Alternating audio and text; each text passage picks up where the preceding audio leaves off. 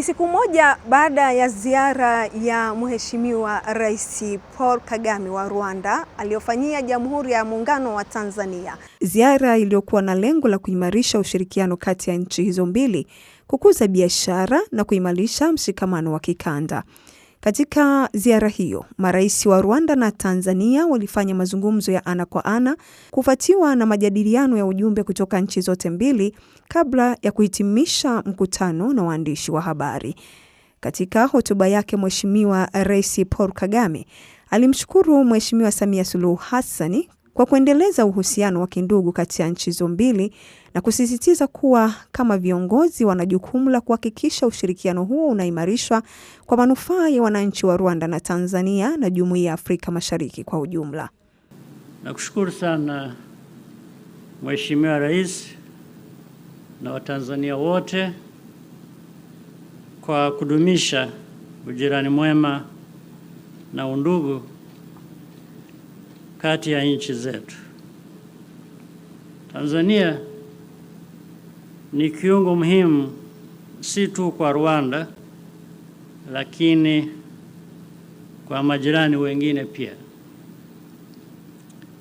Bandari ya Dar es Salaam ni mfano moja tu wa maeneo mengi ya kiuchumi muhimu sana kwa nchi zetu.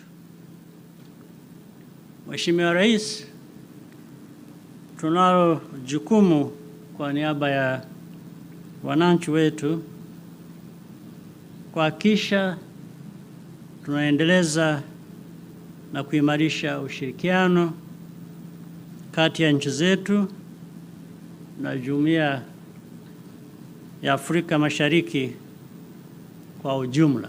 Kwa upande wake, Rais wa Jamhuri ya Muungano wa Tanzania, Daktari Samia Suluhu Hassan, amepongeza ziara ya Rais Paul Kagame wa Rwanda na kusema ingawa ni ziara ya siku moja, lakini imekuwa na manufaa zaidi. Amezungumzia mengi yaliyojadiliwa kwenye mkutano huo katika kuendeleza uchumi, uhusiano wa nchi hizo mbili. Tumekubaliana kuendelea kushirikiana ili kukuza biashara na uwekezaji, hususan kwenye kuondoa vikwazo visivyo vya kikodi, vikwazo vyote vya kibiashara. Tuzungumze, tuviondoe ili tuweze kutumia vizuri soko la pamoja la Afrika Mashariki, lakini pia soko huria la Afrika. Viongozi hao walizungumzia mradi wa reli ya Isaka Kigali utakaorahisisha usafirishaji wa bidhaa. Pia walikubaliana kuimarisha ushirikiano katika sekta ya nishati, ambapo taasisi za TANESCO na REG zinatarajiwa kuanzisha biashara ya umeme kati ya nchi hizo mbili.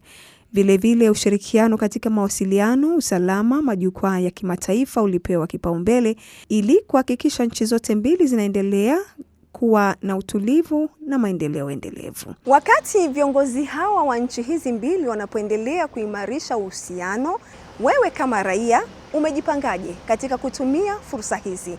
Mimi ni Edith Nibakwe, Televisheni ya Taifa ya Rwanda.